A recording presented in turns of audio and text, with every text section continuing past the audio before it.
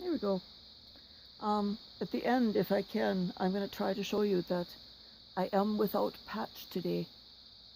The new drops are working. I cannot yet withstand enough light for you to record me.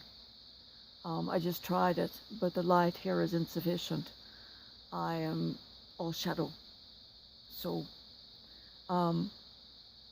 with the reason why I talk so much about Judaism, it's because Christianity came out of Judaism.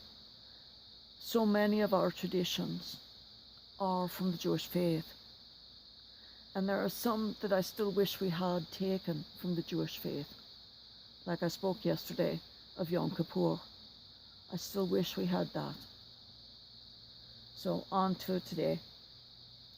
If you recall my extemporaneous words of last week, we don't live by literal word for word of the Old Testament and the Old Covenants any longer, because we have a new covenant with and through the sacrifice of Jesus Christ. The observant Jews of today follow the very strict guidelines of Leviticus as the instructions for how, when, where, and how to prepare for the Passover Seder, the observant oblation and libation to and from the Lord. Due to the change to the Gregorian calendar, the actual dates of the festivals change each year as to the Jewish festivals, as they are set forth by the Lord, as noted by the moon markings and dates. For example, Passover is the first Saturday after the full moon of the vernal spring equinox. Easter is the first Sunday after the vernal equinox. Did you know that? That's how it's determined. And to determine Ash Wednesday, you count back 8 weeks Wednesday. Here are the major holidays that correspond with those commanded by the Lord in yesterday's first reading. Rosh Hashanah, the New Year, celebrated 10 days prior to the Day of Atonement, on the first 2 days of the 7th month. This is of the Jewish calendar. Yom Kippur, Day of Atonement, the holiest of holies in the Jewish calendar. 25 hours of fasting. Its central themes are atonement and repentance. Jews traditionally observe this holy day with a 25-hour period of fasting and intensive prayer, often spending most of the entire day in synagogue services.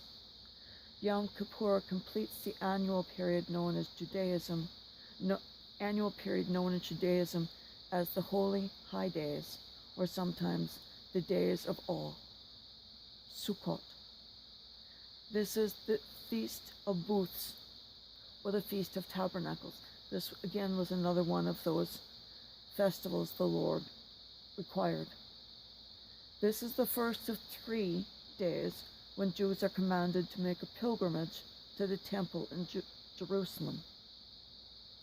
Sukkot also corresponds to the full festival of the sheaves, where they bring forth the harvest to be waved by the priest or rabbi.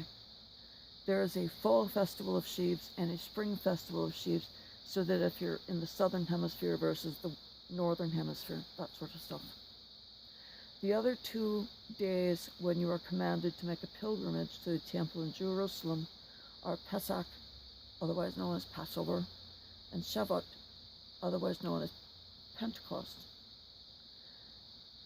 And Shavuot, Pentecost, the celebration for having received the Torah from God, is also the spring festival of sheaves. Hanukkah is not a festival required by God.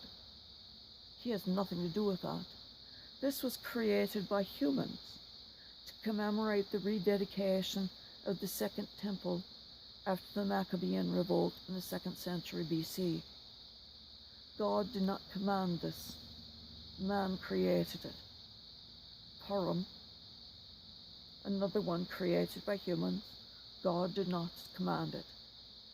This is a human-created festival to commemorate the deliverance of the Jewish people in the ancient Persian Empire from the destruction of the wake of the plot by Haman. is from the biblical book of Esther. Purim comes right before Pesach, Passover, and is the second highest day of celebration in the Jewish year.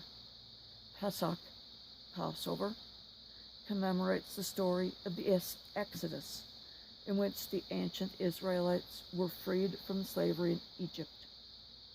Passover begins on the 15th day of the month of Nisan, which is the first month of the Jewish calendar, which is in the spring in the northern hemisphere, and is celebrated for 7 or 8 days, depends on the calendar.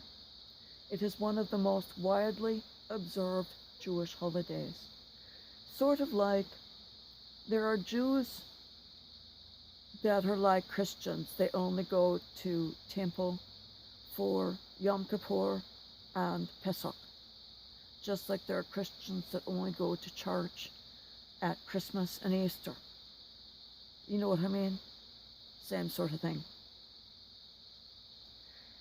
A note here, the Festival of Sheaves, which is one that the Lord commanded, is now only a minor holiday because the culture is now non-agrarian.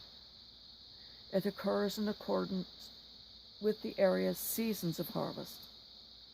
Where there are spring harvests, it is a spring festival in May or June. Where there are fall harvests, it occurs in the fall, September or October. See your rabbi. Most of the festivals you as Christians are familiar with are not amongst those created by the command of God.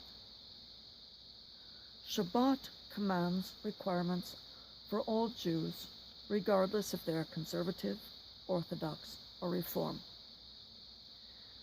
You think of those who you see wearing the long sideburns and the tassels.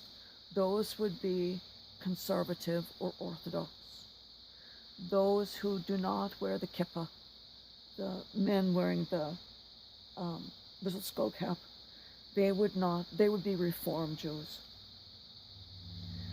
The more observant they are, the more they wear to show they are Jewish. The less they wear during the day, the less they do during the day, the more Reform they are. For those who observe or keep kosher, they have a great deal of work to maintain this food law. This is just a little bit on that. Jewish law also forbids the consumption of meat and dairy products together.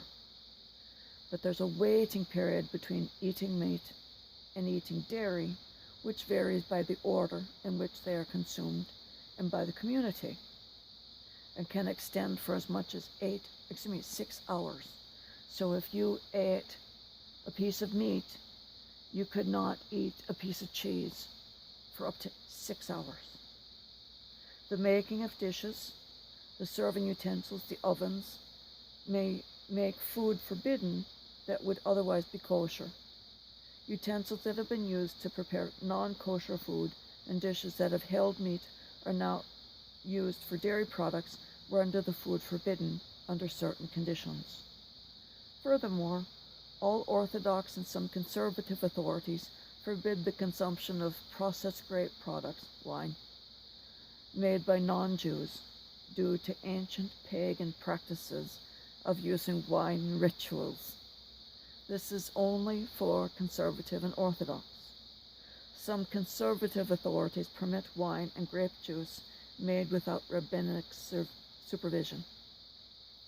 The Torah does not give specific reasons for most of the laws of kosher. However, a number of explanations have been offered, including maintaining ritual purity, teaching impulse control, encouraging obedience to God, teaching obedience to God, improving health, reducing cruelty to animals, and preserving the distinctness of Jewish community. The various categories of dietary laws may have developed for different reasons and may exist for multiple reasons. For example, people are forbidden from consuming the blood of birds and mammals because according to Torah, this is where the animal's souls are contained. In contrast, the Torah forbids Israelites from eating non-kosher species because they are unclean. Some sects forbid all type of food because one form is forbidden or at one time was forbidden. For example, all shellfish by Ethiopian Jews is forbidden because at one time one type was forbidden. To maintain a kosher house is a substantial commitment to one's faith in God, for it affects what and how you eat away from home as well. In areas where there are not large communities of Jewish people, there are no restaurants that keep kosher and other methods of cooking in their cleanliness, in their food handling practices, or in their meat butchering. It is the same for Muslims finding places with meals prepared to halal standards. Their options remaining are salads of just grains, and sometimes a tuna salad or chicken salad sandwich if the proteins came out of a can.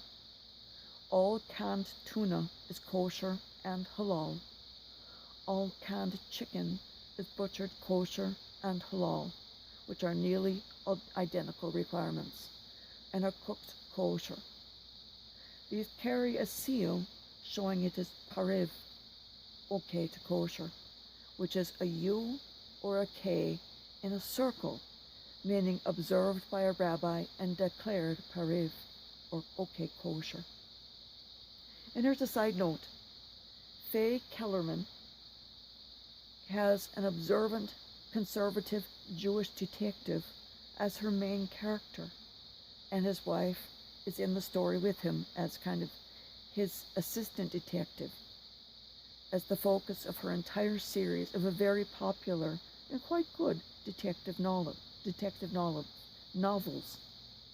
These are good reads and highly instructive too for the life while keeping kosher, living a demanding job while observing a demanding faith. Sorry for such a long one today, but these are things that you need to know about what led to our faith. Have a blessed day. I hope to see you tomorrow.